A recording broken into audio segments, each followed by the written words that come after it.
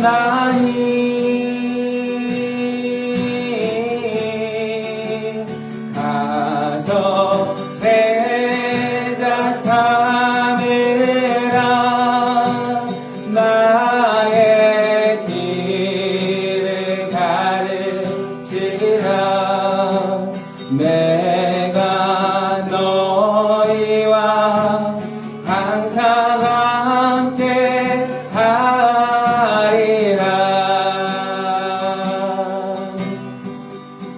네, 함께 찬양하겠습니다.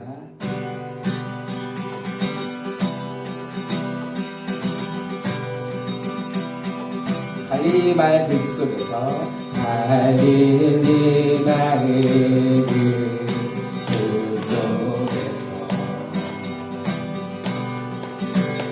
주님 그 열한 제자 다시 만나시사 마지막 그들에게 부탁하시기를 너희들은 가서 세상을 가서 제자 삼으라 가서 제자 삼으라 세상 많은 사람들을 세상 모든 영혼이 내게 달렸나니 가서 제자 삼으라 나의 길을 가르치라 내가 너희와 항상 함께하리라. 지금도 우리 주 찾아오사 지금도 우리 주 찾아오사 어두워져 가는 저 세상 바라보며 마지막 우리에게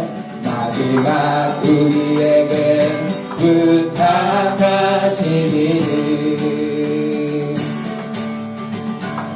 너희들 가라던 세상을 가서 제자 삼으라 가서 제자 삼으라 세상 많은 사람들을 세상 모든 영혼이 내게 달렸나니 가서 제자 삼으라 나의 길을 가르치라 내가 너희와 항상 함께하리라.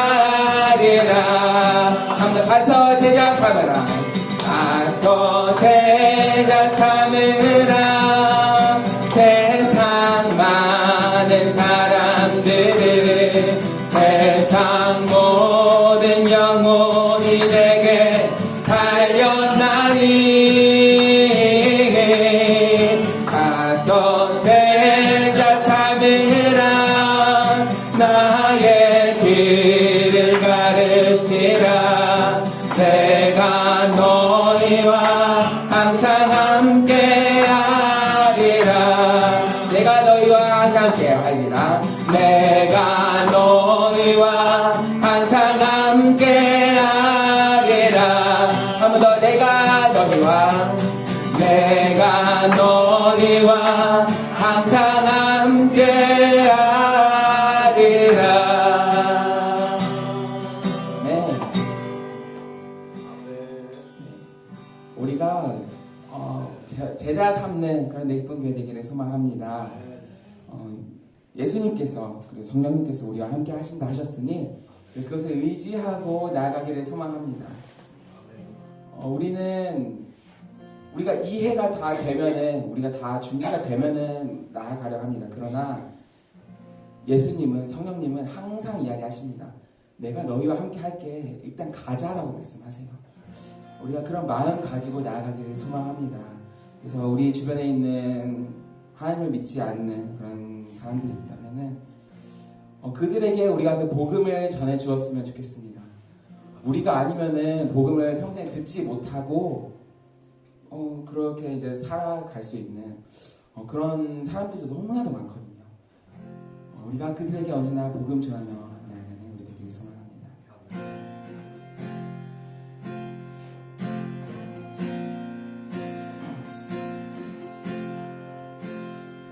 아골골짝 빈들에도 아골골짝 빈들에도 복음 들고 가오리라. 소돔 같은 거리에도 사랑한 꽃 찾아가서 종의 몸에 지닌 것도 아낌없이 드리리라. 종의 몸에 지닌 것도 아낌없이 아골골짝 빈들에도 아골골짝 빈들에도 복음 들고 가오리라. 소돔 같은 거리에도 사랑한 꽃 찾아가서 종의 몸에 지닌 것도 아낌없이 드리리라. 종의 몸에 지닌 것도 아낌없이 3절입니다. 존귀 영광 모든 권세, 존귀 영광 모든 권세 주님 홀로 받으소서. 멸시정된 십자가는 제가 지고 가오리다. 이름 없이 빛도 없이 감사하며 섬기리라. 이름 없이 빛도 없이 감사하며 섬기리라. 부름받아 나서는 부름받아 나서니고 어디든지 가오리다. 괴로우나 즐거우나 주만 따라가오리니 어느 누가 많으리까. 죽음인들 많으리까. 어느 누가 많으리까. 죽음인들 많으리까.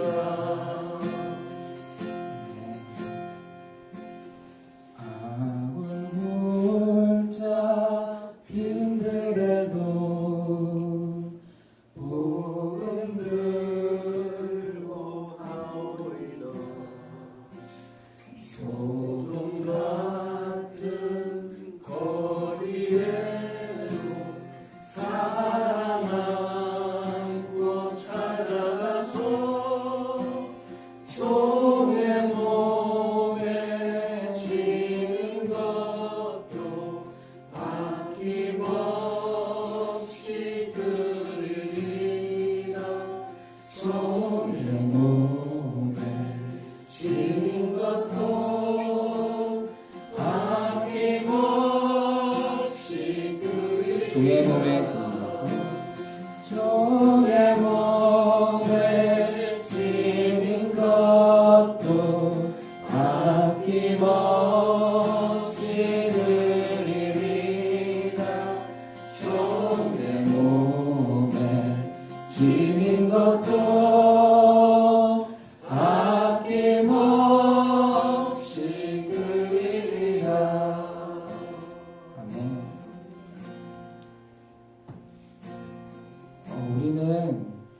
하나님의 명령을 받았을 때 우리가 이해가 되면은 하려고 하는 그런 생각들이 있습니다. 우리가 하나님의 뜻을 다 이해한 후에 하겠다고 그렇게 말하는 경향이 있습니다. 그러나 하나님은 그것을 원하시지 않습니다. 그냥 우리가 이해를 하는 거 원하는 것이 아니라 우리의 순종을 원하십니다. 소돔 같은 거리에 사랑을 안고 찾아가라 하셨으니 우리가 이해가 되지 않습니다. 그곳에 나아가고 싶지 않습니다. 그러나 우리가 그곳에 나아가기를 소망합니다. 그들에게 복음을 전하기를 소망합니다. 그래서 우리로 인해서 이 땅이, 이 열방이 하나님께로 돌아오는 그런 놀라운 기적의 역사가 나타나기를 또한 소망합니다. 우리 교회가 작다고, 우리 교회가 약하다고 포기하는 것이 아니라, 그건 우리의 상황을 바라보는 것이 아니라 이 상황을 뛰어넘어서 하나님의 뜻을 또 잡고 그렇게 나아가는 우리가 되기를 소망합니다. 하나님께서 말씀하십니다. 내가 너희와 항상 함께하리라 말씀하십니다. 하나님께서 우리를 홀로 버려두지 않겠다 말씀하십니다. 우리와 언제나 동행할 것이라 말씀하십니다. 그것을 믿고 의지하며 나아가는 2025년 한 해 되기를 소망합니다. 그렇게 오늘도 하나님 앞에 함께 기도하며 나아가길 소망합니다. 함께 기도하겠습니다.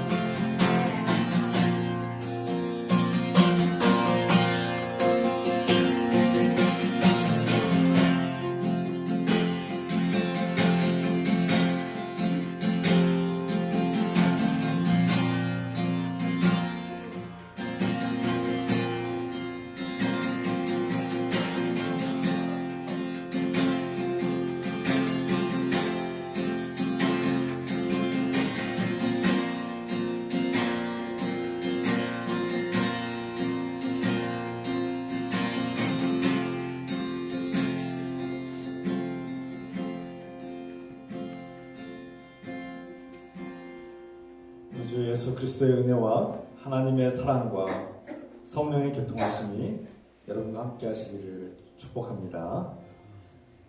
다같이 사도신경으로 우리의 신앙을 고백하겠습니다. 전능하사 천지를 만드신 하나님 아버지를 믿사오며 그 외아들 우리 주 예수 그리스도를 믿사오니 이는 성령으로 잉태하사 동정녀 마리아에게 나시고 본디오 빌라도에게 고난을 받으사 십자가에 못 박혀 죽으시고 장사한 지 사흘 만에 죽은 자 가운데서 다시 살아나시며 하늘에 오르사 전능하신 하나님 우편한 자이시다가 주로서 산자와 죽은 자를 심판하러 오시리라.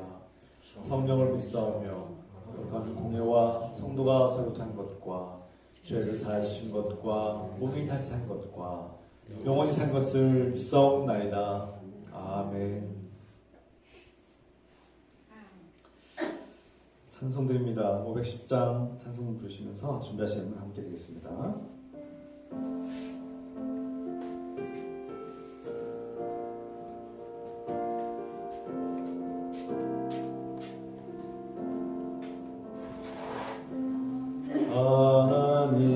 하나님의 진리는데 길이 빛나니 우리들도 등대되어 주의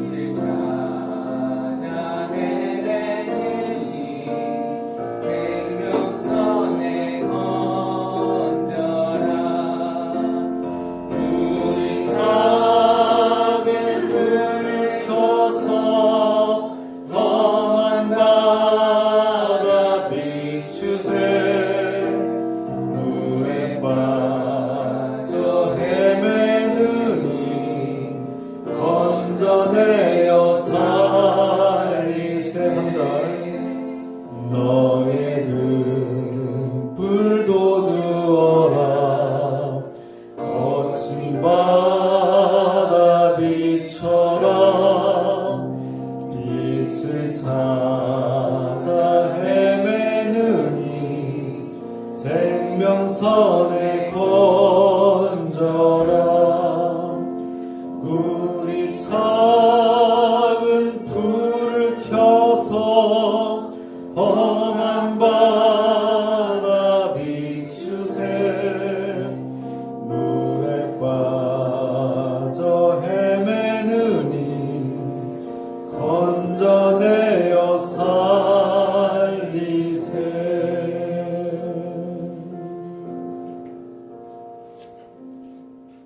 아멘. 이 시간은 천송자 목사님께서 기도도 하겠습니다. 사랑하는 하나님 아버지, 2025년 새해를 맞이하여 기쁨으로 예배드리고 감사드립니다. 아멘. 새해도 주님을 목표로 삼고 달려가게 하소서. 아멘. 새해도 주님의 자녀들을 사랑으로 돌보시고 날마다 필요한 것들을 풍성하게 채워주소서. 아멘. 주님을 의지하고 기도하오니 자비와 긍휼을 베풀어 주옵소서. 아멘. 주님, 우리나라는 정치, 경제, 사회, 총체적 위기에 처해 있습니다. 거짓과 폭력과 주술로 국민을 속이고 총을 들이대며 내란을 일으킨 대통령과 일당을 심판하시고 진정한 자유와 정의와 평화를 속히 회복시켜 주옵소서. 아멘. 주님, 국민의 정치의식이 올바르게 성장하고 성숙하게 하옵소서. 아멘. 오늘도 주님의 말씀과 기도로 우리를 정결하고 새롭게 하옵소서. 아멘. 주님, 지난날 저희의 연약함과 죄를 용서해 주시고 용납하시며 사랑의 관계를 회복하게 하옵소서. 아멘. 주님께서 우리의 죄와 잘못을 용서하신 것처럼 우리도 다른 사람들을 용서하게 하옵소서. 아멘. 우리 교회가 주님을 높여드리고 하나님 나라에 동참하게 하옵소서. 아멘. 예수 그리스도의 이름으로 기도합니다. 아멘.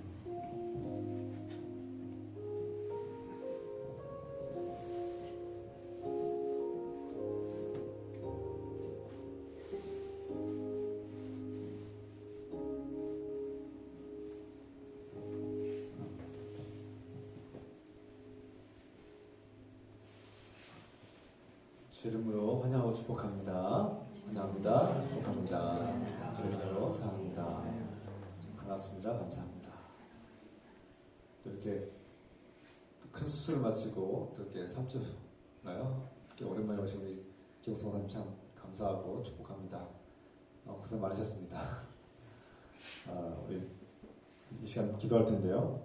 몇 가지 소식 전하고 기도하겠습니다. 오늘은 성탄절 둘째 주이자 새해 주일입니다. 다음 주일은 주연절 첫째 주일입니다. 그래서 우리가 성탄절이 12월 25일이었는데 성탄절 첫째 주일, 둘째 주일이 뭔가 이렇게 궁금해하시는 분도 있습니다. 기독교 역사 속에서 예수님의 생일을 이렇게 12월 25일로 정한 교회들, 로마 교회가 있고 또 동방 교회들은 1월 6일로 이제 예수님의 성탄을 정한 겁니다. 그 역사 속에서 예수님 생일이 정확하게 몰라서 그렇게 정한 건데요. 우리가 동방교회나 서구교회나 둘 다 존중하자는 의미에서 교회력에서는 성탄절 첫째 주일과 둘째 주일 이렇게 또 주현절, 그러니까 우리는 성탄절이지만 동방교회에서는 주현절, 주님께서 이 땅에 오신 날 이렇게 기념하고 있습니다. 그래서 참고하시면 좋겠습니다. 2025년도 비전과 목표, 일상과 관계 속에서 싹트는 복음, 이렇게 제목과 주제를 정하고 올 새해는 말씀과 기도와 그리고 선교와 예배로 훈련받는 교회, 그래서 올해는 선교로 승리하는 한 해, 그렇게 비전을 세우고 목표로 삼기로 합니다. 때마침 참 은혜 가운데 단기 선교를 파송하게 됐습니다. 우리 비전 선교단에서 훈련을 받고 박윤진 집사님이 이제 이집트로 1월 말에서 2월 초순까지 이렇게 기도와 후원을 요청해 주시길 요청합니다. 여러분 기도 많이 해주시고 그 이집트의 또 영혼들을 주님께로 인도하시는 복음이 그렇게 또 증거되는 복된 계기가 되시도록 함께 기도해 부탁드리고요. 다녀오는 경비들도 함께 좀 준비해 주시면 감사하겠습니다. 공동회가 다음 주일 예배 마친 후에 예배실에서 함께 하겠습니다.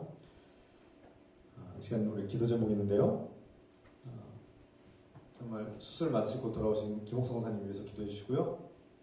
건강하게 회복되길 기도합니다. 그리고 우리 박인희 집사님 선교 훈련을 잘 받고 또 단기 선교 잘 다녀오시도록 기도해 주시고요.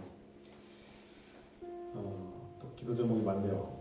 저희 무안의 여객선 참사, 제주항공 여객선 참사를 위해서 유가족들 위해서 기도합시다. 그리고 함께 기도하겠습니다. 사랑의 하나님 아버지, 우리 공동체를 위해서 기도합니다.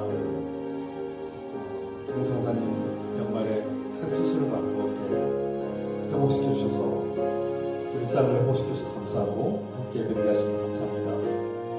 그 아픈 것들이 낫게 해주시고 골격과 뼈와 그 연골과 줄과 신경들이 다 회복되시도록 도와주시고 건강한 삶이 건강한 생활이 회복되시도록 도와주셔서 주님,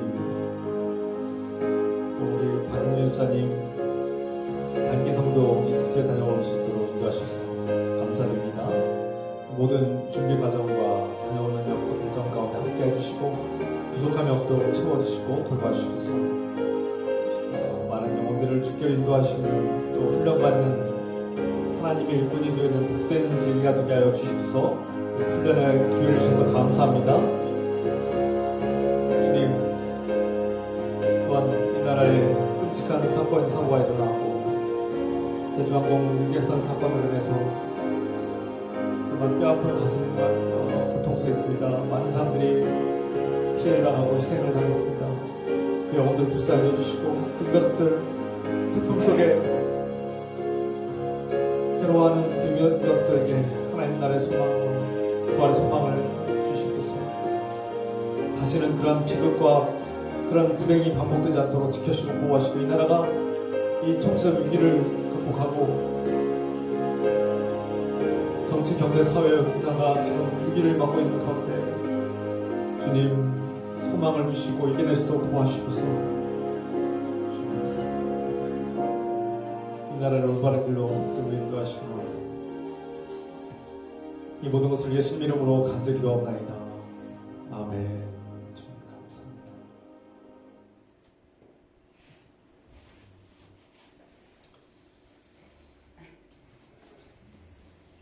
이 시간 하나님께서 우리에게 주시는 말씀 마태복음 28장 18절부터 20절입니다. 다 같이 자리에서 일어나셔서 한 목소리로 같이 읽겠습니다. 마태복음 28장 18절에서 20절 한 목소리로 같이 읽습니다. 예수께서 나와 말씀하여 이르시되 하늘과 땅의 모든 권세를 내게 주셨으니 그러므로 너희는 가서 모든 민족을 제자로 삼아 아버지와 아들과 성령의 이름으로 세례를 베풀고 내가 너희에게 분부한 모든 것을 가르쳐 지키게 하라. 볼지어다 내가 세상 끝날까지 너희와 항상 함께 있으리라 하시니라. 아멘. 잘 앉으시기 바랍니다.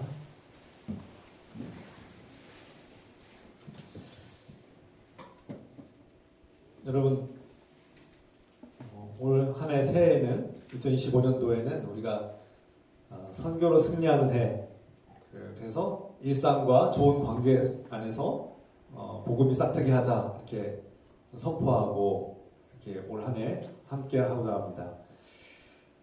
주님, 지금까지 살아오면서 다른 사람 누군가를 제자로 삼으신 적 있으십니까? 그 제자가 있다면 여러분들 그 제자는 지금 어떻게 살고 있습니까? 여러분 중에는 신앙 여력이 오래되신 분들은 교회학교 활동도 하셨고 교회학교 선생님도 하셨고 누군가 구역장으로 있을 때는 누군가에게 말씀도 전하고 그 구역원들을 말씀으로 이렇게 가르치고 이끌고 다 제자 삼지 않았습니까? 우리가 목사만 제자 삼는 것이 아니라 우리가 알게 모르게 나도 모르게 누군가를 제자 삼고 있는 일을 매일같이 하고 있는지도 모릅니다. 만약에 나에게 제자가 없다면 왜 나는 제자 삼는 일을 한 번도 도전해 본 적 없는가? 아니면 왜 나는 여전히 그렇게 수십 년 동안 신앙생활을 했음에도 불구하고 제자가 없을까? 돌아보기를 원합니다. 왜 실패했을까? 제자를 삼는다. 무슨 뜻일까요? 제자를 삼는다는 말이? 제자를 삼는다는 말은 단순히 그냥 학교 선생님이고 학생들 다 제자다 이렇게 뭐 편하게 부르기도 하고 말하기도 하는데 성경에서 말하는 제자 삼는 일, 제자를 삼는다는 말은 좀 다른 개념입니다. 제자를 삼는다는 것은 단순히 학교에서 선생님이 아이들에게 지식을 전달하고 그냥 교육 정보를 주고 이렇게 교육하고 끝나는 그런 정도에서 끝나는 것이 아닙니다. 누군가를 제자로 삼는다는 것은 나와 똑같은 사람을 이렇게 복제한다고 할 수 있습니다. 그러니까 나와 똑같은 정신과 삶을 따르는 사람을 이렇게 확장시키고 연대하고 복사한다고 볼 수 있죠. 복제한다고 볼 수 있어요.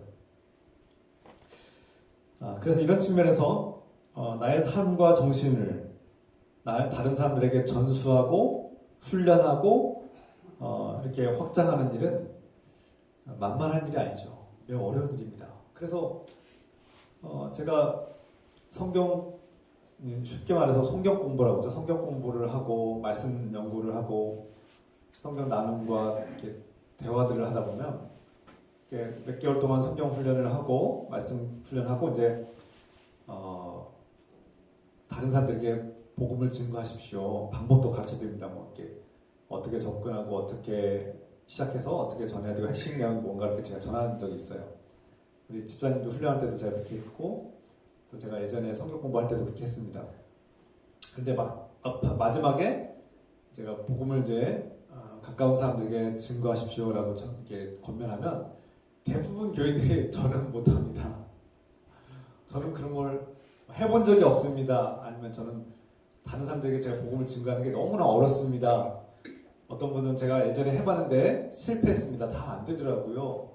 해봤자 소용없더라고요. 이런 반응입니다. 대부분 부정적인 반응이죠. 해보겠습니다. 목사님 가르쳐 주신 거 잘 듣고 복음 핵심을 이제 간직하고 목사님 권면에 따라서 제가 다른 사람들에게 복음을 전해보겠습니다. 라고 이렇게 해보는 분이 별로 없어요. 신앙을 짧게 하신 분이나 오래 하신 분이나 다 전도합시다, 선교합시다 하면은 다 이렇게 부정적인 반응이에요. 대부분 이렇게 실패를 경험해 보신 분들이 많고 이렇게 내가 어떻게 복음을 전합니까? 복음은 이렇게 목사님 같은 분이나 아니면 특별한 능력을 가지신 분들이 하는 거지 저 같은 사람이 어떻게 합니까? 대부분 이런 반응이에요. 그래서 제가 우리 교인들도 그렇고 다른 교인들도 그렇습니다. 대부분 다른 교인들도 비슷해요. 근데 우리 교회가 유난히 더 심한 것 같긴 한데 비교해서 미안합니다. 비교해서 미안한데 근데 저도 그래요. 저도 막상 목사고 성경 지식이 많음에도 불구하고 누군가에게 복음을 전하는 일은 갈수록 어려운 것 같습니다. 20년 전, 10년 전에 비해서 요즘에 복음을 증거하려면 굉장히 더 조심스러워요. 제가 다음 시간에 나누겠지만 이제 팀 켈러 목사님이 쓴 책 전도와 선교에 대한 책이 있는데 그 책에서도 왜 어려운지에 대해서 자세하게 나옵니다. 다음에 제가 나눌 텐데요.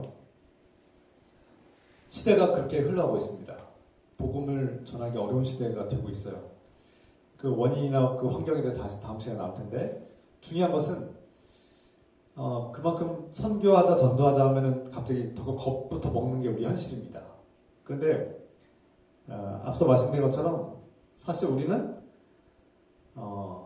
일상과 직장과 일터에서 나도 모르게 이미 무의식적으로나 의식적으로 복음을 증거하고 있는 겁니다.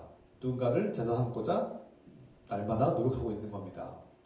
때로는 배우자를 전도하고 싶어서 내가 한때는 예수님 믿으라고 권면도 하고 교회로 초청도 하고 했지만 거부당했고 실패했을 수도 있어요. 그러나 내가 그리스도인답게 살려고 그리스도인 삶은 어떠한 삶인가를 내가 날마다 일상에서 보여주고 내가 그리스도인으로서 누리는 기쁨과 사랑과 믿음과 소망을 간직하고 살아가는 그 모습 자체가 믿지 않는 사람들에게 도전이 되고 그것이 전도의 힘이 원동력이 되는 겁니다. 그래서 믿지 않는 배우자나 믿지 않는 그런 가족들, 자녀들, 부모에게도 우리가 알게 모르게 이미 전도와 선교를 하고 있는 겁니다. 이러한 측면에서 우리가 선교 전도하면은 지식이 많은, 성경의 지식이 많은 사람들이 누군가를 설득하고 그 사람들을 이렇게 예수 믿게 하는 거다 이렇게 생각하면은 전도가 참 어렵고 부담스럽습니다. 참 그것만큼 부담스럽고 어려운 게 없어요. 그런데 내가 내 안에 계시는 예수 그리스도, 내 안에 계시는 예수 그리스도를 내가 삶으로 증거하고, 내가 그분 때문에 절망을 이겨내고, 내가 예수 그리스도의 은혜 가운데 그분의 사랑으로 내가 이 어두운 현실을 이겨내고, 내가 이렇게 절망을 이겨내고 슬픔을 이겨내고 상처를 이겨내고 살아가는 모습 그 자체가 전도가 되고 선교가 되는 겁니다. 그래서 우리 교회가 팀 켈러 목사님의 그 센터 처치라는 그 책에 보면은 제가 많이 도전을 받았는데, 교회가 이제 한때는 유행처럼 자꾸 외곽으로 나가고 도시가 좀 이렇게 슬럼화되기도 하고 여러 가지 환경이 열악하고, 또 교회가 뭐 주차 문제라든지 뭐 그런 것 때문에 하여튼 외곽으로 나가고, 외곽에서 좀 크고 넓은 주차장을 확보하기 위해서 외곽으로 많이 나간 그런 때가 있었어요, 한국도. 근데 그러면 이 도시라는 이 밀집, 또 사람들이 많이 다니는 이 도시에 교회라는 제가 교회는 에클레시아, 여러분들이 교회라고 했습니다. 여러분들이 교회인데, 어쨌든 여러분들이 모이는 그 곳이 교회인데, 십자가가 있고 저곳이 하나님을 믿는 그리스도인들이 함께 모여서 예배드리는 그 장소야라는 것이 도시 안에서 사라지면, 사람들은 교회가 이 도시에서 자꾸 빠져나가고 없어지고 눈에 보이지 않으면 선교와 전도가 약해진다는 거예요. 반면에 작든 크든 이 도시의 한가운데 사람들이 지나가면서 그리스도인들, 하나님을 믿는 그리스도인들이 저곳에 모여서 정기적으로 규칙적으로 예배를 드리고 하나님을 사랑하고 기뻐하면서 예배드리고, 또 그들이 이 지역사회 곳곳에서 흩어져 살고 있다는 것은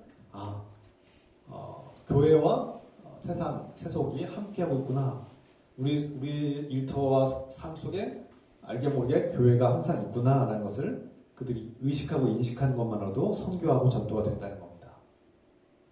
이게 중요한 거예요.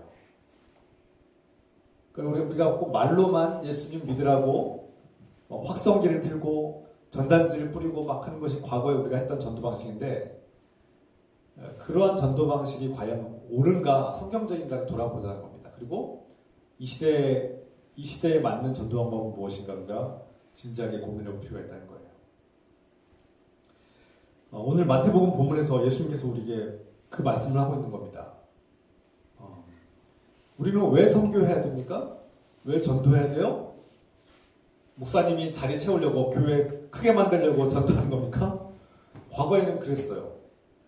지금도 뭐 목사님들이 교회 크게 만들려고 막 사람들 끌어모으라고 막 금반지 줄 테니까, 냉장고 줄 테니까 빨리 사람들 데려오라고 막 빈자리 채우라고, 그게 하나님 명령이라고 막 그렇게 가르치는데, 저도 그렇게 배웠어요. 그건 성경적이지 않아요. 성경적인 방법이 아니에요. 그 세상이 기업들이 하는 방식인데, 홍보하고 마케팅해서 사람들을 끌어모아가지고 막 채우는 거 오래 못 갑니다. 우리는 왜 선교하고 왜 전도해야 됩니까? 그리고 어떻게 해야 됩니까? 그러면 우리는 그냥 사람의 생각대로 하는 겁니까? 목사님이 그렇게 하라고 하면 하는 겁니까? 하나님께서 하라고 하니까 해야 되는 거예요. 오늘 본문의 말씀 속에서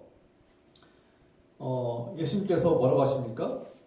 본문의 말씀에서 하나님께서 나에게 하늘과 땅의 모든 권세를 주셨다 이렇게 말씀하셨어요. 18절 말씀. 그러니까 예수 그리스도의 권능과 능력을 우리가 알 수 있습니다.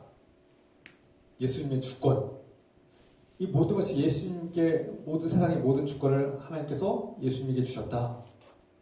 이제 모든 것을 예수 그리스도 이름으로 우리는 할 수 있다. 그리고 19절과 20절 말씀에 그러므로 너희가 이것을 믿는다면 이것을 전파해야 된다. 모든 민족 차별 없이 흑인이든 백인이든 동양인이든 서양인이든 신분이 높든 낮든 누구든 남자든 여자든 어린이든 노인이든 상관없이 차별 없이 모든 사람들에게 이 예수 그리스도 하나님 아들 예수 그리스도를 전파해야 된다라고 선포하고 있는 겁니다. 그러면 너희는 가서 모든 민족을 제자로 삼아라. 이게 첫 번째 명령이에요. 우리가 제자 삼는 일, 앞서 말씀드렸듯이 제자를 삼는 일이 무엇인가 앞서 고민해봤죠. 잠시나마. 그러니까 우리가 예수님께서 너 전도하라고 한 적 없어요. 뭐라고 말씀하셨어요? 가서 제자를 삼으라고 해서 제자를 삼아라. 그러니까 우리가 과거에 생각하는 전도는 그러니까 사람들 끌어모으고, 물론 그것도 굉장히 전도의 하나의 방법인 건 맞습니다만 무조건 틀렸다는 것이 아니라, 그러나 사람들을 그냥 교회로만 초청하고 끝났어요. 그럼 내 할 일은 끝났다고 생각했어요. 그리고 가서 예수 믿어라 하고 선포하고 확성기를 틀고 전단지 나눠주는 거가 최고의 전도 방법이라 생각했던 것 같아요. 물론 그것도 중요한 때가 있었습니다. 그것도 필요한 때가 있었어요. 그런데 예수님께서는 우리에게 분명히 말씀하고 있어요. 그 많은 사람들, 그 모든 사람들을 제자 삼으라고 했어요. 제자 삼으라. 그러니까 제자를 삼았냐는데 우리가 초점을 가져야 되는 거예요. 내가 누군가를 제자 삼은 적 있는가? 나 같은 사람이 제자를 삼을 수 있는가? 목사님이나 뭐 이렇게 특별한 사람들만 제자를 삼을 수 있는 거 아니에요? 저 같은 사람도 제자를 삼을 수 있어요? 성경적 지식이 짧고 별로 능력이 없는 것 같은데 저 같은 사람도 다른 사람들 제자를 삼을 수 있을까요? 삼을 수 있습니다. 삼을 수 있죠. 예수님의 제자들을 보게 됩니다. 오늘 성경에 우리가 읽은 말씀, 그 앞에 보면 16절에서부터 17절 말씀 보면 놀라운 말씀이 또 있어요. 16절과 17절 말씀 보면 예수님께서 제자들을 이제 다시금 갈릴리로 모으셨다. 한때 예수님께서 오랫동안 공생애를 하셨던, 사역을 하셨던 그 갈릴리 마을에 다시금 제자들을 모으셨고, 그곳에서 예수님께서 모이라고 하신 그곳에서 예수님께서 말씀하셨다. 상징적인 선포죠. 상징적인 것인데 중요한 것은 예수님께서 십자가에서 못 박혀 죽임당하시고 부활하셔서 제자들에게 나타나셨는데 제자들 중에 여전히 십자가에서 죽임당하신 예수님이 부활하신 사건을 믿지 못한 자들이 있더라. 이렇게 성경에 말씀하고 있어요. 이것이 모든 복음서에 동일하게 기록되고 있습니다. 예수님의 제자들이 부활하신 예수님을 믿지 못했다는 겁니다. 예수님께서 부활하신 게 맞아? 성경에서 이 의심하는 제자들이 있었다. 의심하는 자들, 디스타조라는 이 헬라어를 쓰고 있는데 이 단어는 의심하다, 망설이다, 주저하다라는 뜻입니다. 아직도 예수님을 하나님의 아들로 나의 주님으로 구주로 아직도 믿지 못하는 자들이 있더라는 거예요. 예수님의 제자들 중에. 그러니까 그냥 유대인들이 아니라 예수님의 제자들 중에 그렇게 오랫동안 함께하고 예수님의 모든 기적을 경험하고 예수님 말씀을 듣고 예수님께서 하신 말씀을 다 경험한 그 제자들이 예수님의 부활을 경험했음에도 불구하고 부활하신 예수님을 만났음에도 불구하고 여전히 예수님이 믿어지지 않더라 의심한 자들이 있더라는 겁니다. 무슨 뜻입니까? 우리가 준비되지 않았음에도 불구하고 앞서 말씀드린 것처럼 저와 여러분들은 항상 아직 저는요 믿음이 완전하지 않습니다. 저는요 아직도 믿음이 흔들릴 때가 있고요. 저는요 아직도 예수님이 정말 나의 구주 하나님의 아들인지 잘 믿어지지 않을 때도 있고요. 흔들릴 때도 있고요. 때로는 의심이 들 때도 있고요. 하나님이 정말 나를 사랑하시는데 의심이 들 때도 있고요. 저는 아는 것도 없고요. 해본 적도 없습니다. 과거에 해봤는데 실패했습니다. 그런 말을 하게 된다는 거예요. 그런데 주님께서는 부활하신 주님께서는 믿음이 흔들리고 의심하고 있고 준비되지 않았고 부정적인 상황임에도 불구하고 뭐라고 하시는 말씀입니까? 너는 가서 모든 민족을 제자로 삼고 아버지와 아들과 성령의 이름으로 세례를 베풀고 내가 가르치고 분방 명령한 것들을 가르치고 지키게 하라. 우리가 준비되지 않았음에도 불구하고 아직 자격이 없는 것 같음에도 불구하고 내가 완전하지 못함에도 불구하고 하나님께서 주님께서는 우리에게 사명을 주신다는 겁니다. 사명. 거룩하고 위대한 사명을 우리에게 맡겨주신다는 거예요. 그러니까 내가 주님 제 믿음이 더 완전해지고 더 커지고 성숙해지고 제가 막 힘이 더 커지고 자신감이 좀 생기고 성경 공부도 많이 하고 제가 지식도 충만해지고 준비가 되고 좀 이 직업 문제 좀 뭐 이렇게 여러 가지 환경 문제가 다 해결되고 나면 그때 제가 복음을 전하면 안 되겠습니까? 안 된다는 거예요. 그렇게 하지 말아요. 주님 제가 준비될 때까지 준비되면 그때 할게요가 아니라 주님께서는 지금도 부활하신 예수를 믿지 않고 의심한 자들이 있음에도 불구하고 이 거룩한 사명을 주시는 주님. 우리가 아직 불완전하고 연약함에도 불구하고 주님께서는 내가 자격 여부를 떠나서 하나님께서 택하신 주님의 제자들을 세우시고 거룩한 사명을 주신다는 겁니다. 이것이 은혜입니다.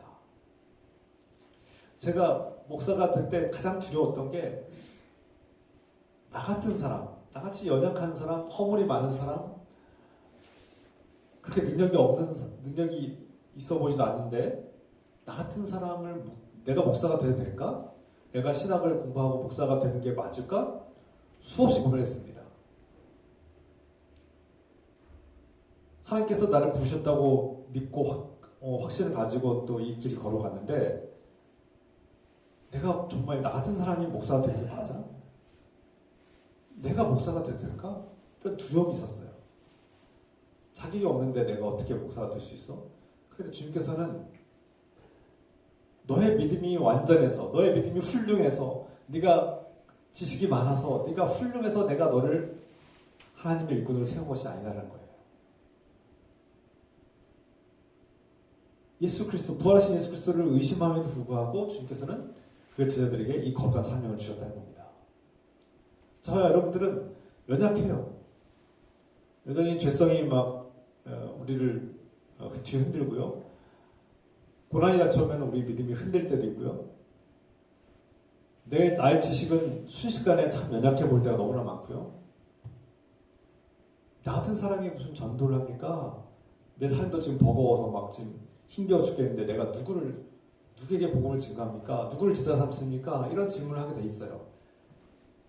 그러나 하나님께서는 그 연약한 사람들에게 복음을 전하라고 명령하시고 우리에게 거룩한 사명을 주시는 분이세요. 우리를 제자로 삼고 연약함에도 불구하고 우리에게 하나님 나라를 확장하는 사명을 부여하셨다는 겁니다. 그래서 우리가 내가 준비될 때까지, 내가 완성될 때까지 뭔가 이 현실 문제가 해결되면 그때 하겠습니다는 어떻게 보면 핑계예요. 우리가 때를 얻든지 못 얻든지 준비됐든 준비됐지 않았든지 상관없이 하나님께서 우리에게 사명을 주셨다는 사실을 우리가 기억합시다. 예수님의 제자들은 두려움에 떨었습니다. 지금 예수님이 지금 자신들의 스승이고 주님이신 예수님이 십자가에 못 박혀 죽였고 죽임당했고 자신들도 그 다음 예수님을 따르는 그 무리들도 함께 처형할 그런 분위기란 말이에요. 지금 바리새인들과 유대의 지도자들이 예수 그리스도를 따랐던 그 제자들까지 다 잡아 죽이려고 하는 그런 무서운 형국이었어요. 그런데 예수님의 제자들이 물론 도망치는 사람도 있었어요. 뭐 엠마오로 이렇게 멀리 피신하려고 했던 사람도 있었고 제자들도 있었고 지금 막 다락방 어디 은밀한 곳에 숨어가지고 외출을 삼가하고 지금 어떻게 할까 막 지금 조마조마하게 막 두근거리면서 막 괴로워하면서 무서워 떠는 그런 제자들이 있었죠, 당연히. 그런데 그 제자들이 자신의 스승이 메시아의 사명을 실패했다고 때론 생각했던 제자들이 어느 날 목숨을 걸고 자신들이 죽임당할지도 모르고 유대 지도자들이 예수 그리스도를 전파하는 것을 금지했음에도 불구하고 처단하겠다고 그렇게 협박함에도 불구하고 그들이 당당하게 예수님은 하나님의 아들 보내신 메시아고 우리 구원자라고 선포하셨고 그렇게 증거하면서 선교하셨던 이유는 무엇입니까? 예수 그리스도, 부활하신 예수 그리스도에 대한 확고한 믿음과 성령께서 주신 확고함이 있었기 때문에, 확신이 있었기 때문입니다. 그래서 우리가 누군가를 제자 삼는 일은 어떤 내 힘이나 내 노력으로 가능하지 않고 성령께서 주시는 용기와 힘이 있어야만 가능합니다. 성령께서, 하나님께서 나를 얼마나 사랑하시는가, 나의 주님 예수 그리스도께서 나를 얼마나 사랑하시는가, 그 십자가의 사랑이 느껴져야만 합니다. 그래서 그 사랑이 강렬함으로 우리가 두려움을 이겨낼 수 있고요. 성령께서 주시는 힘과 지혜와 능력으로 우리가 담대하게 복음을 증거할 수 있는 겁니다. 용기가 생기는 겁니다.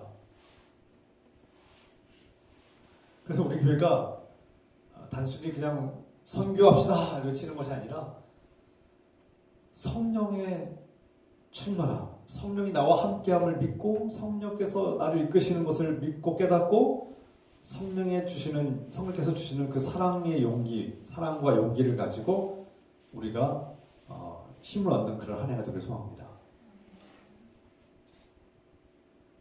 우리 교회가 규모가 작고 내가 나이가 많고 내가 몸이 병약할지라도 성령 충만할 수 있습니다. 제가 아무리 외쳐도 여러분들이 꼼짝 안 할 수 있어요. 그런데 성령께서 여러분들을 인도하시고 힘을 주시면 할 수 있습니다. 할렐루야. 저는 가끔씩 이렇게 내가 무엇을 할 수 있겠는가? 다 나이 드시고 병약하시고 연하시고 힘이 없어 보이는 분들에게 내가 무슨 성교를 이렇게 외칠 것인가? 근데 저는 제 힘으로 하려고 하고 사람의 육신의 힘으로 하려고 하면 실패할 수밖에 없을 겁니다. 그러나 우리가 성령님을 의지하면, 성령께서 주시는 힘과 지혜와 능력을 얻으면 우리는 할 수 있습니다. 아멘입니까?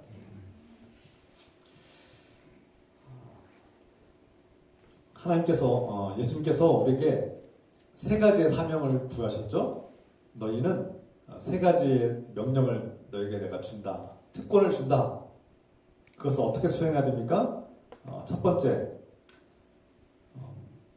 모든 민족을 제자로 삼아라. 이렇게 말씀하셨어요.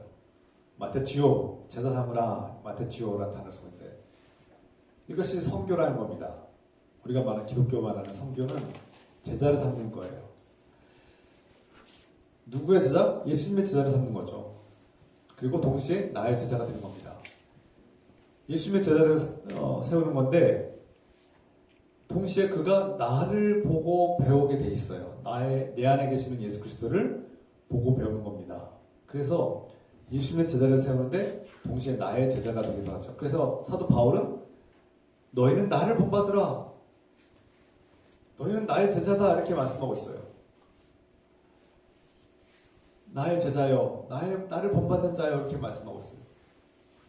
그러니까 예수님의 제자임에도 불구하고 우리는 사도 바울을 본받게 되어 있는 거예요. 그 사람을 본받게 되어 있는 거예요. 제가 우리 김동현 집사님 새가족, 이제 새가족이 아니죠. 벌써 7년이 됐는데 새가족이니까 8년째인데 저희가 새가족 아닙니다. 이제 새가족은 한 1년 정도 길어야 2년 정도가 새가족이지 새가족 아니세요. 집사님 직분도 받으셨는데 그래서 제가 그 7년 8년을 지켜보는데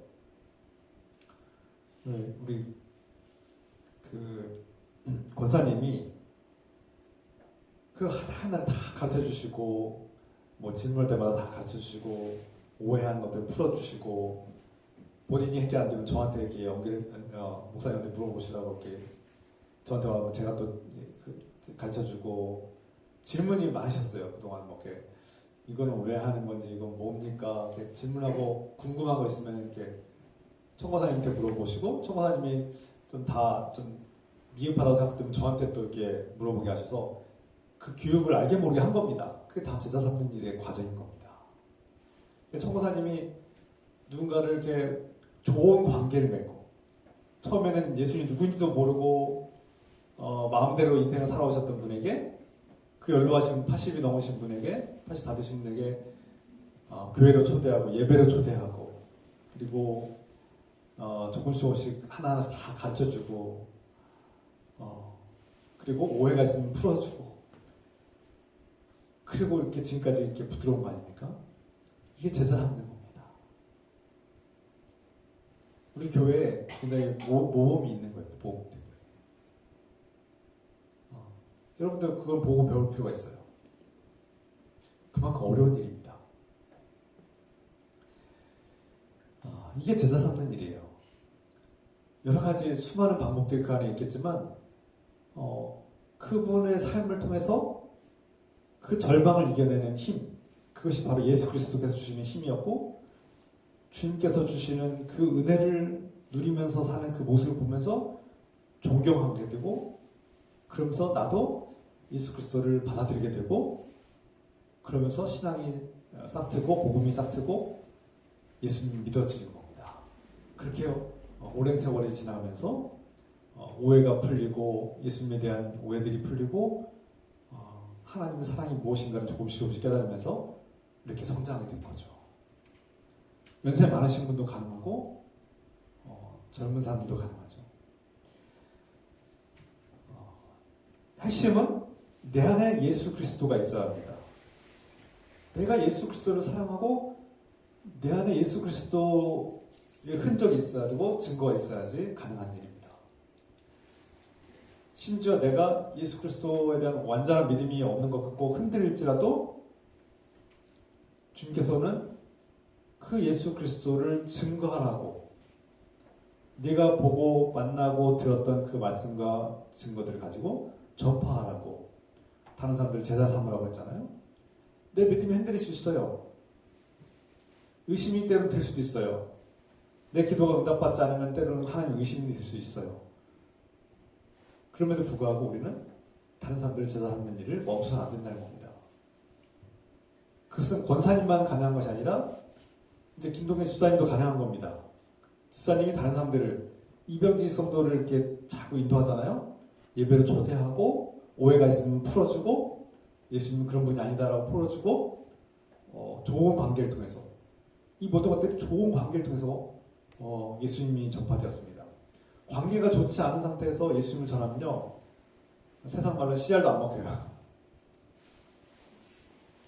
그런데 좋은 관계를 맺으니까 이 사람은 신뢰해도 되고 인정해도 되고 인정할 만한 사람이고 내가 존경할 만한 사람이고 정말 좋은 관계가 이루어지면 신뢰 관계가 이루어지면 그때 예수님을 전했을 때 한번 가볼까? 믿어지는 거예요. 관계가 좋지 않으면 아무리 초대해도 이 자리에 오지 않습니다. 그래서 앞서 말씀드린 것처럼 과거에 한국교회는 막 세상에 확성기를 틀고 막 예수 믿으라! 그리고 예수 불신 지옥! 이렇게 막 외치고 날마다 소리를 질렀어요. 그게 전도라고 생각했어요. 그리고 막 수천 명에게 전도지를 계속 나눠주면 그게 나는 전도를 잘하고 있어. 나는 열심히 하고 있어. 라고 믿었어요. 그리고 한때 그것이 때로는 가끔씩 효과가 있었어요. 그러나 성경이 말하는 선교 전도란 제자를 삼는 거 아닙니까? 그냥 교회만 이렇게 넣어놓고 끝나는 사람들이 제자가 되었습니까? 그분들이 신앙이 성장하고 성숙하던가요? 10,000명 중에 하나 있을지 모르겠습니다. 10,000명 중에 하나. 통계상으로는 뭐 10,000명 중에 1명이라고 합니다. 10,000명 중에 1명은 됐어요. 근데 10,000명 중에 1명 가지고 우리가 잘했다고 할 수 없잖아요.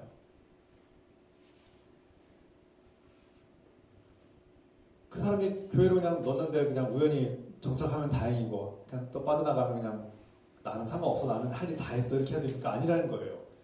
어디까지 가야 됩니까? 제자 삼기까지.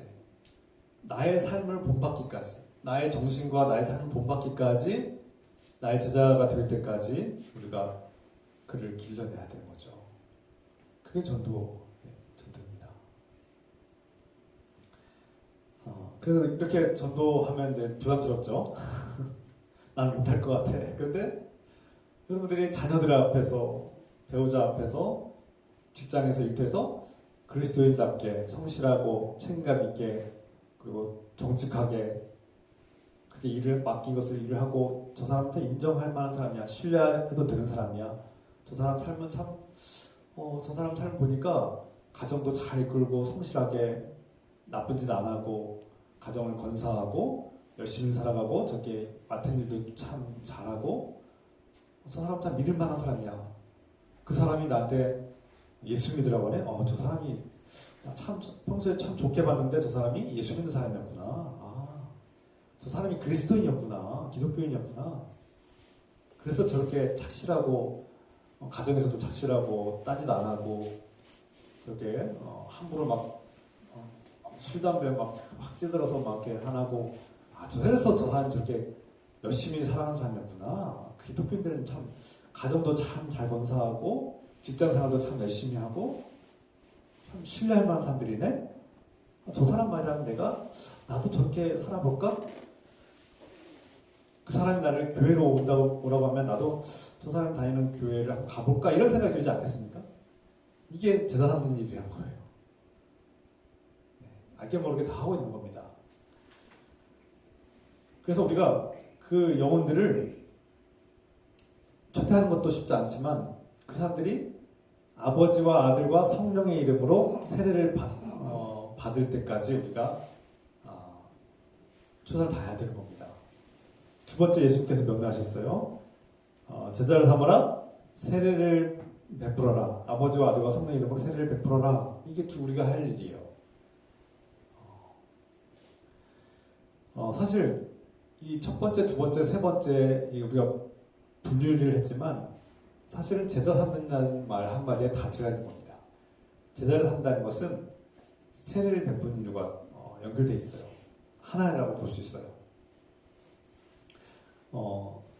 우리가 세례를 받는 것을 어떻게 바라봅니까? 그냥 교회 몇 개월 다니면 세례를 주니까 그냥 의례껏 몇 개월 교회 다니면 세례를 다 받는 거야. 그거 그냥 별거 아니야 라고 생각할 수 있지만 세례를 받는다는 것은 모든 권세를 하나님께서 모든 권세를 예수님에게 부여하셨고 모든 생명과 죽음을 주관하시는 분이 바로 예수님이라는 것을 믿는 겁니다. 그리고 이전에 내 인생의 주인은 나였다면 이제는 예수 그리스도가 내 인생의 주인이라는 것을 고백하고 거듭나는 겁니다. 새로운 인생을 살아가는 겁니다. 그것이 세례 받는 거예요. 그러니까 교회 몇 개월 다녔으니까 이제 세례 받으세요. 세례 받고 다시 기독교인이 되었습니다라고 끝나는 것이 아니라 내 인생의 주인을 바꾸는 일, 하나님과 결혼식을 하는 일. 나는 이제 예수님을 따라 살겠습니다라고 결단하는 그런 사건이 바로 세례입니다. 세례. 그래서 세례를 단순히 종교적인 하나의 관례로만 여긴다면 그분은 예수님의 제자로 되기 어렵습니다. 그런데 내가 세례를 받는 것은 내 인생의 주인을 바꾸고 내 인생의 주인은 내가 아니라 하나님이시고 하나님 아들 예수 그리스도야라고 고백하고 선포하고 공동체 앞에서 내가 이제부터는 내 인생의 주님을 예수님으로 삼겠습니다라고 내가 자백하고 고백하고 결단하는 사건이 바로 세례예요. 세례. 그래서 세례는 거듭남입니다. 거듭남. 무에서 유로 거듭나는 거예요. 그런데 어떤 분들이 제가 경험상으로 볼 때 내가 예수는 믿겠습니다. 내가 예수님 참 좋은 분이고 예수님 통해서 내가 위로를 받고 예수님 내가 믿을게요. 그런데 나 세례를 안 받을래 하시는 분들이 많아요. 제가 이렇게 목회하다 보면 그런 분들이 종종 있어요. 왜 세례를 안 받으시려고 합니까? 라고 물으면 이제 내가 얽매일까봐. 내가 예수님은 참 좋아. 예수님 기독교 좋은 것 같아. 기독교 예수님 믿겠는데 나 세례는 안 받을래.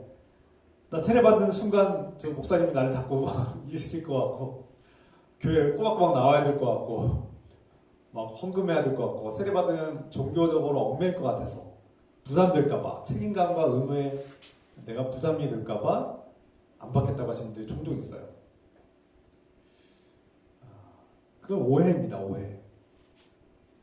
예수 그리스도를 믿는다는 것은 내 삶의 주인을 바꾼다는 거기 때문에 세례는 단순히 종교적인 그냥 관례가 아니라 내 인생의 주인을 바꿈으로써 내가 예수 그리스도를 나의 주님으로 삼고 그분을 따르겠습니다라고 결단하는 행위예요. 행위. 그래서 세례는 그냥 받으면 좋고 안 받아도 그만인 것이 아닙니다. 물론 엄밀하게 따지면 어떤 집사님이 자기 남편이 세례를 안 받으니까 몇 년을 교회를 다녔는데 뭐 3, 4년 동안 교회를 다니고 예배를 드리고 함께 신앙생활을 하는데 남편이 세례를 안 받겠다는 거예요. 제가 세례를 권면했는데 안 받겠다는 거예요. 그래서 그 아내 되는 집사님이 세례를 안 받으면 구원 못 받나요? 하나님 나라 못 들어가나요? 그러시는 거예요, 저한테. 제가 그분에게 이제 이렇게 말씀드렸어요. 엄밀하게 따지면 우리 복음 무엇입니까? 하나님 아들 예수 그리스도께서 우리의 죄를 대신 짊어지셨으므로 예수 그리스도를 믿는 자는 예수 그리스도께서 내 죄를 대신 짊어지셨으므로 그 죄가 사함을 받고 하나님 나라의 문이 되신 예수 그리스도 통해서 내가 영원한 생명을 얻게 되는 겁니다. 구원 받은 거예요. 예수 그리스도와 결부될 때, 예수 그리스도와 관계를 맺을 때 하나님 나라와 영원한 생명을 받는 거죠. 거저 받는 겁니다. 은혜로. 내가 도덕적으로 옳고 그름을 떠나서 예수 그리스도께서 내 죄를 짊어지셨기 때문에 그게 해결되는 겁니다. 내 죄와 죽음의 문제가 해결된 거예요. 이게 복음이에요. 그래서 예수님 때문에 우리가 구원받는 거지, 예수님의 은혜로 구원받는 거지, 너 세례를 받았으니까 구원받았어, 너 당신은 세례를 안 받았으니까 구원 못 받았습니다, 이렇게 말하면 안 된다는 거예요. 그래서 그분에게는 세례를 받지 않았지만 예수 그리스도의 은혜로 구원받습니다 라고 말씀드렸어요. 그러니까 막 이분이 마음의 안도감과 죄책감이 사라져서 평안을 얻으시더라고요. 근데 제가 권면을 했어요. 예수 그리스도를 믿는다는 것은 예수 그리스도가 나의 주님이신 것을 고백하고 내 인생의 주님을 내가 아니라 예수님으로 바꾸는 행위이기 때문에 세례는 꼭 받으셨으면 좋겠습니다. 그래서 이 공동체에서 내가 나의 주님은 예수 그리스도라고 고백하는 이 행위가 세례인데 그 단순한 종교적인 의례 관례가 아닙니다. 그 남자분은 그 세례를 종교적인 관례로 여긴 거예요. 그래서 내가 세례를 받으면 이 공동체에 막 헌신해야 될 것 같고 뭔가를 해야 될 것 같은 그 부담감 때문에 거부한 것 같습니다. 그러나 종교적인 관례가 아니라는 거, 예수님의 제자가 되는 일, 내가 구원받았음을 기쁨으로 예수님과 결혼식을 맺는 것과 비슷한 거예요. 제가 한 성도님, 지금 집사님인데 그분을 전도해가지고 1년이 넘도록 이제 훈련하고 세례를 베풀겠다니까 거절하시는 거예요. 저는 준비가 안 됐고요. 여전히 확고한 믿음이 없고요. 세례 못 받겠습니다. 거부하시더라고요. 그런데 제가 이렇게 말씀드렸어요. 예수님을 사랑하고 예수님과 사랑의 관계를 맺는 사람은 구원 받습니다. 세례 안 받으셔도 구원 받을 수 있어요. 그런데 마치 연인이 사랑은 하는데 결혼식을 하지 않고 그냥 동거하는 것과 비슷한 상황으로 갈 수 있습니다. 사랑은 하는 거죠. 두 사람이 사랑도 하고 가정을 꾸리고 아이도 낳고 가정을 꾸릴 수 있습니다. 근데 결혼식을 안 하고 할 수 있어요? 네. 그랬더니 이분이 결혼식을 해야 되겠다. 예수님과 결혼식을 해야 되겠다. 세례 다시 마음 바뀌셨어요. 이분이. 갑자기 저 할래. 예수 세례 받을래요. 그러신 거예요. 이분의 한이 남편과 결혼식을 못한 거였어요. 그러니까 그분이 가정을 꾸리고 아이도 셋이나 낳고 이렇게 사는데 결혼식을 못하고 사는 게 어떤 건지 아시는 거예요. 사랑도 하고 결혼 생활도 하고 가정을 꾸리고 살지만 결혼식이라는 게 그거 해도 그만 안 해도 그만 아니야? 그거 안 하면 어때서? 맞죠? 뭐 똑같이 부부로 살고 혼인신고만 하면 되지. 법적으로 뭐가 문제야? 이렇게 할 수 있어요. 세례 안 받아도 구원 받을 수 있어요. 그런데 결혼식을 안 하고 사는 게 얼마나 비참합니까? 두고두고 후회가 되는 거예요. 단순한 종교식 정도가 아니라 예수 그리스도와의 결혼, 내가 공동체 안에서 예수 그리스도를 향한 그 믿음의 고백, 그것이 새로 거듭나는 행위가 세례인 것이죠. 그래서 아버지와 아들과 성령 이름으로 세례를 베푸는 일은 내가 예수 그리스도의 제자로 거듭나는 겁니다. 셋째, 예수님께서 가르치고 명령하신 모든 것을 다른 사람들에게 전하고 가르치며 지키게 하라는 겁니다. 앞서 말씀드린 것처럼 이것은 제자 삼는 일과 똑같은 일이에요. 제자를 삼는 것은 내가 사랑하고 내가 믿고 의지하는 예수 그리스도의 그 정신과 마음을 그 사람에게 가르치고 훈련하고 전수하고 그 사람도 나처럼 살기 원하는 겁니다. 그게 바로 제자 삼는 일이죠. 그래서 앞서 말씀드린 것처럼 제자를 삼으라는 말에 한마디 다 들어가 있는데 이것을 조금 분리해서 세례를 베푸는 일, 그리고 가르치고 지키게 하는 일까지 이렇게 세 가지로 말씀하신 겁니다. 그래서 우리가 그냥 전단지를 뿌리고 확성기로 예수 믿으면 천국, 예수 불신 지옥 이렇게 가신 게 제자를 삼는 이거 얼마나 뭡니까? 그분들이 제자가 되었습니까? 너무나 쉽게 전도를 하려고 하는 거 아닙니까? 그냥 그렇게 하고서 내일은 아침부터 저녁까지 나는 외쳤으니까 내 할 일은 끝난 거야. 나는 전도를 많이 했어. 나는 전도를 열심히 한 사람이야. 내가 아침부터 이 추위에 내가 전단지를 수백 장 뿌렸는데 나는 훌륭한 사람이야. 이렇게 스스로 자유하고 만족하고 끝나는 거예요. 그러면 예수님께서 제자 삼으라고 그랬지 그냥 말로만 하라고 하지 않았잖아요. 물론 말로 하는 것도 소중하지만 제자를 삼는 것이 진정한 선교와 전도라는 것. 그래서 우리가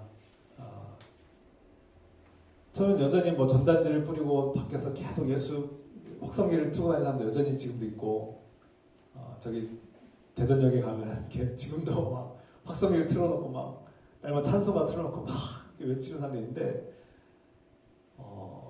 처음은 참 열심히 하신다. 진짜 열심히죠. 이 추운 날씨에도 막 그렇게 하는 게 얼마나 어려운 일입니까? 그런데 제자가 되었습니까?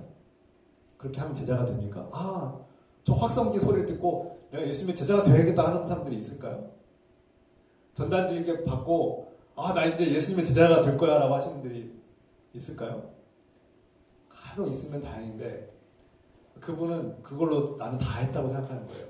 제자를 삼아야 되는데 내가 내 안에 계신 예수 그리스도의 사랑과 믿음과 소망을 그 사람에게 전해야 될 거 아닙니까? 그리고 그 사람이 그걸 느껴야 될 거 아닙니까? 그 제자를 삼는 일에 우리가 초점을 두고 천국의 본질을 잡아야 된다는 겁니다. 그러니까 그런 분들이 자기 열심은 열심히 하고 나는 할 만큼 했어. 나는 누구보다 목사님보다 더 열심히 했어 라고 자랑할지 모르겠지만 예수님께서 말씀하신 세 가지 명령, 제자를 삼으라, 세례를 베풀라, 가르쳐서 지키게 하라는 것을 했냐는 거예요. 이 핵심을 지켰냐는 거예요. 그러면 이 핵심은 지금 다 벗어난 거 아닙니까? 이 세 가지 핵심에서 지금 다 벗어난 거 아닙니까? 맞죠?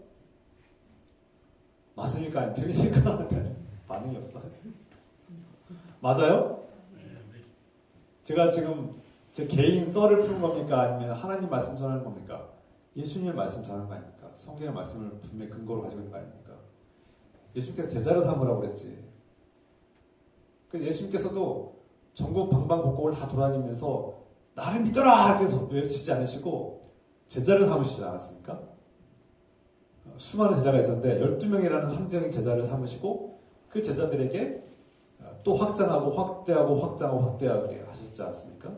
그래서 오늘날 전 세계에 많은 제자들이 예수님 제자들이 생긴 거죠.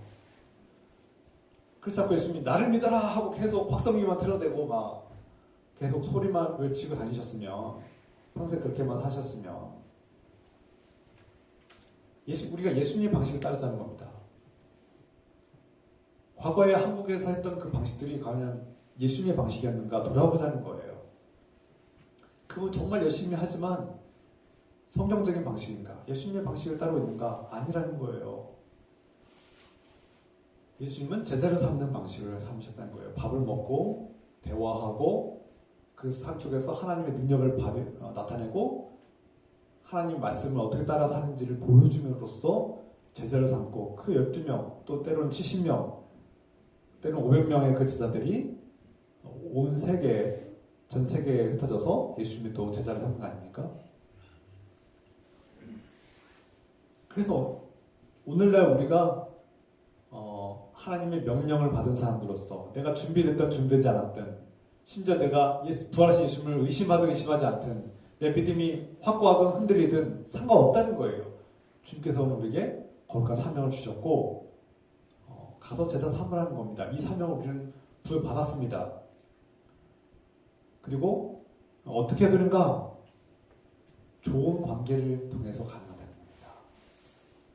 가장 좋은 방법은 좋은 관계를 맺는 사람들에게 제자를 삼아야 된다는 거예요. 내가 인정받는 사람으로서 저 사람 참 신뢰할 만한 사람이야. 그리고 좀 나아가서 존경할 만한 사람이네. 그 사람이 나에게 예배를 초대하고 그 사람이 나에게 예수 믿으라고 권면할 때 그 사람이 함부로 나에게 하지 않겠죠. 너라 믿어 이렇게 하지 않을 겁니다. 최소한 오랜 관계에서 좋은 관계를 맺고 존경할 만한 관계를 맺는 사람이라면 함부로 거절하지 않을 겁니다. 저 사람이 그렇게 살아온 이유가 예수 때문이었구나. 예수 믿는 사람이었구나. 그 사람이 기독교인이라서 저렇게 사는 거였구나 라고 깨닫게 될 겁니다. 그래서 좋은 관계, 인정받는 관계, 신뢰의 관계, 그리고 적정한 때에 그 사람에게 한번 예배로 초대하는 일, 예배로 초대하는 일도 전도의 하나의 방법입니다. 예배 가운데 그 한 영혼을 위해서 기도하고 예배 가운데 설교를 통해서 복음이 증거되고 우리가 먹고 마실 때 그리스도인들은 이렇게 서로를 섬기는 모습이 있구나라는 것을 경험하게 될 겁니다. 그래서 예배를 초대하는 일은 전도의 하나의 큰 방법입니다. 2025년도 새해 일상과 관계 속에서 복음이 싹트기를 원하며 우리가 좋은 관계를 맺고 인정받는 관계를 맺고 예배를 초대하는 일이 올해 이 새해에 풍성하게 이루어지기를 주님의 이름으로 축원합니다. 기도합시다. 사랑의 하나님 아버지, 너희는 가서 모든 민족을 제자로 삼고 아버지와 아들과 성령의 이름으로 세례를 베풀고 내가 가르치고 명령한 것들을 너희도 가르치고 지키게 하라고 했습니다. 이것이 전도의 방법이고 주님께서 하신 전도의 가르침이심을 깨닫고 때로는 우리가 믿음이 흔들리고 준비되지 않았음에도 불구하고 주신 사명임을 깨닫고 우리 모두가 이 말씀에 대해 순종하고 결단하며 나아가게 하옵소서.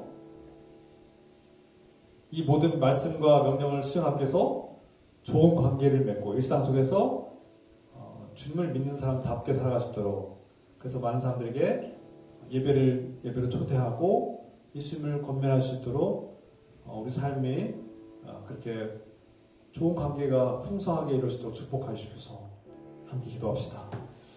주여 하나님 아버지, 주님 오늘 말씀을 깨닫게 해주시고 이 말씀 순종하며 나아가게 하시고 이 말씀을 따르게 하시며 이 말씀대로 우리가 결단하며 나아갈 때 결실을 맺게 하시고 풍성한 열매를 맺도록 축복하여 주셔서 주여 하나님 우리는 힘도 없고 지식도 없고 연약합니다.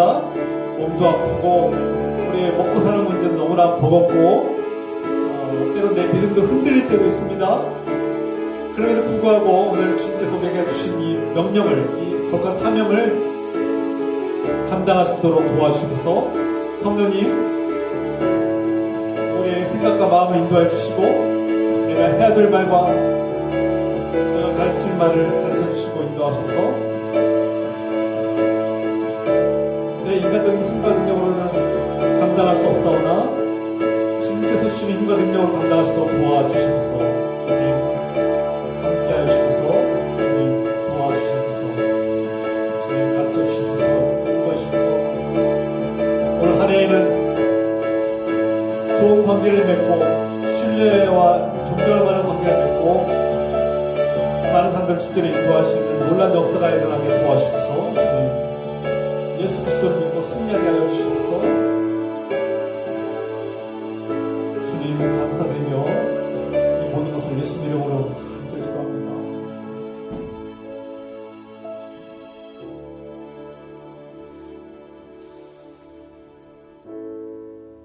사랑의 하나님 아버지, 오늘 주님의 명령을 듣습니다. 우리의 믿음과 신앙이 준비됐느냐 준비되지 않느냐의 여부를 떠나서 주님께서는 그 의심하는 제자들에게까지 주님의 거룩한 사명을 부여하셨습니다. 오늘 주님께서 우리에게 주신 사명, 모든 민족에게 가서 제자 삼으라, 아버지와 아들과 성령 이름으로 세례 베풀라. 내가 가르치고 명령한 것을 너희도 가르치고 지키게 하라고 하신 말씀을 깨닫게 하시고 순종하며 결단하며 나아가게 하소서. 우리를 제자로 삼으시고 또 세상에 제자 삼으라고 파송하시는 우리 주 예수 그리스도의 은혜와 우리 있는 모습 그대로를 받아주시고 사랑하시는 하나님 아버지의 끝없는 사랑하심과 이제 성령 충만함으로 용기를 내어서 이 말씀에 순종하기를 인도하시는 성령님의 교통과 역사하심이 여기에 모인 주님의 거룩한 자녀들 위해 또 이 땅의 많은 사람들 위해 지금부터 영원토록 함께 해주시기를 간절히 축원하옵나이다. 아멘.